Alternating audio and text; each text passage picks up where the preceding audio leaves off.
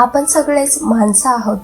आपल्यालाही राग येतो, दुःख होतं, हेवा वाटतो, भीती वाटते आणि कधी कधी इतकं भरून येतं की आपण स्वतःलाच ओळखू शकत नाही. पण आयुष्य एक कटू सत्य आहे.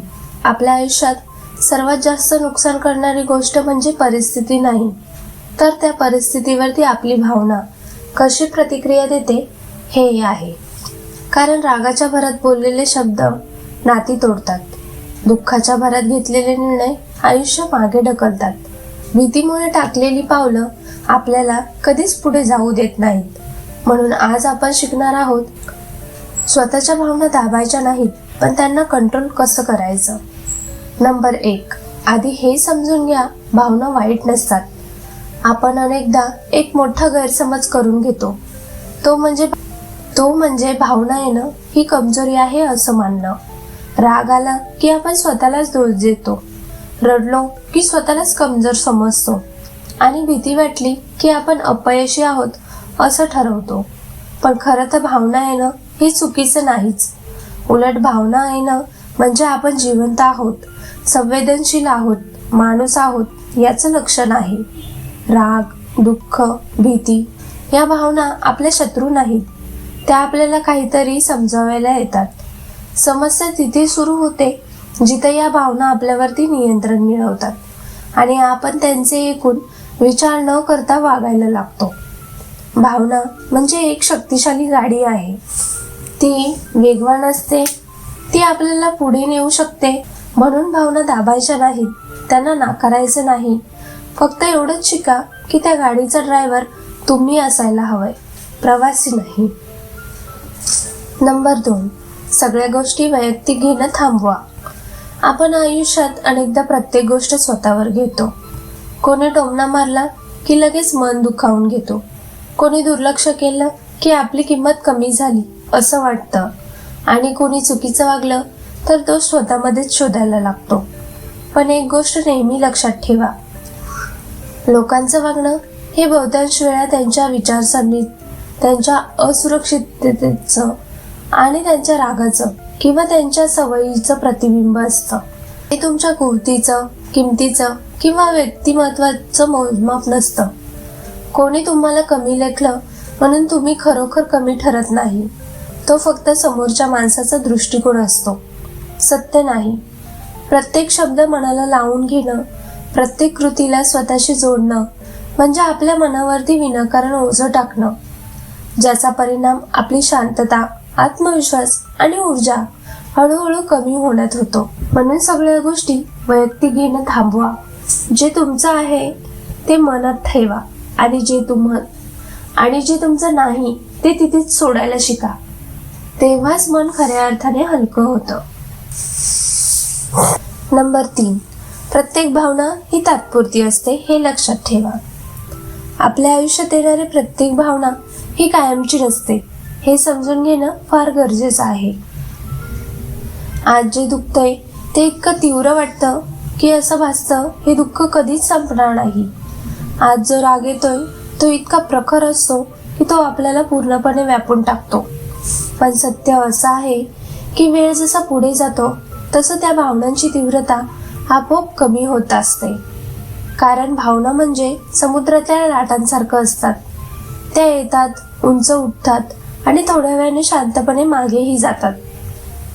धोका लाट येण्यात नाही, धोका तेव्हा होतो जेव्हा आपण त्या लाटेवरती उडी मारतो.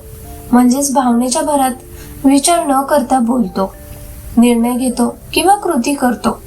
अशा वेळी ती भावना आपल्याला वाहून नेते आणि आपण स्वतःलाच नुकसान करून घेतो. म्हणून भावना येऊ द्या, त्यांना नाकारू नका, पण त्यांच्यात स्वतःला बुडू देऊ नका. लाट आली तरी किनाऱ्यावरती उभे राहून तिला पाहायला शिकलात तर तुम्ही सुरक्षित राहाल आणि मजबूत बनाल. नंबर 4, श्वासावरती लक्ष द्या.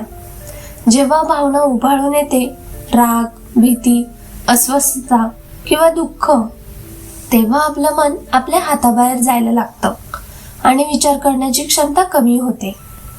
अशा क्षणी सगळ्यात सोपा आणि प्रभावी उपाय म्हणजे आपल्या श्वासावरती लक्ष देणं. हळू खोल श्वास घेतल्यावर आणि तोच श्वास शांतपणे सोडल्यावरती शरीराला एक संदेश जातो की धोका संपलाय, सगळं ठीक आहे. यामुळे हृदयाची धडधड कमी होते, मेंदू शांत होतो आणि भावनांची तीव्रता हळूहळू कमी व्हायला लागते.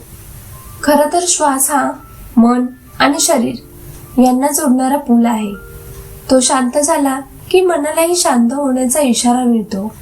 म्हणूनच भावना अनावर होत असताना काहीही बोलण्याआधी किंवा निर्णय घेण्याआधी फक्त श्वासावरती लक्ष दिलं तर तुम्ही स्वतःला सावरू शकता. आणि शांत मनात घेतलेला कोणताही निर्णय हा नेहमीच भावनांवरती नियंत्रण ठेवणारा ठरतो. नंबर 5, भावना व्यक्त करा योग्य वेळी आणि योग्य ठिकाणी. भावना आत दाबून ठेवणं हा उपाय नसून तो हळूहळू स्वतःलाच त्रास देणारा मार्ग ठरतो. कारण दाबलेल्या भावना मनात साठत जातात आणि योग्य वेळी व्यक्त न झाल्या तर त्या एक दिवस अचानक स्फोटासारख्या बाहेर पडतात. तेव्हा शब्द, वागणूक, निर्णय सगळंच बदलतं. म्हणून भावना व्यक्त करणं गरजेचं आहे, पण ते कुठे, कसं आणि कोणासमोर करायचं ते तितकंच महत्वाचं आहे. प्रत्येक गोष्ट सगळ्यांसमोर सांगणं, सोशल मीडियावरती भावना ओतणं किंवा रागाच्या भरात कुणावर तुटून पडणं हे मन हलकं करत नाही, उलट गुंतागुंत वाढवतं. त्याऐवजी एखादी विश्वासू व्यक्ती, स्वतःची डायरी किंवा शांत एकांतात स्वतःशी केलेला संवाद हा भावनांना सुरक्षितपणे बाहेर पडण्याचा मार्ग ठरतो. भावना योग्य ठिकाणी व्यक्त झाल्या की मन हलकं होतं आणि हलकं मनच शांतपणे विचार करू शकतं. कारण जो स्वतःला आतून मोकळं ठेवतो तोच विचाराने आणि निर्णयाने खरा मजबूत बनतो. नंबर 6, शांत माणूसच खरा मजबूत असतो. बऱ्याच लोकांना वाटतं की शांत राहणं म्हणजे घाबरणं, दुर्बलपणा किंवा हार मानणं, पण खरं सत्य याच्या अगदी उलट आहे. शांत राहणारा माणूस गप्प बसतो कारण त्याच्याकडे स्वतःवरती नियंत्रण असतं. त्याला प्रत्येक गोष्टीवरती त्वरित प्रतिक्रिया द्यायची गरज वाटत नाही.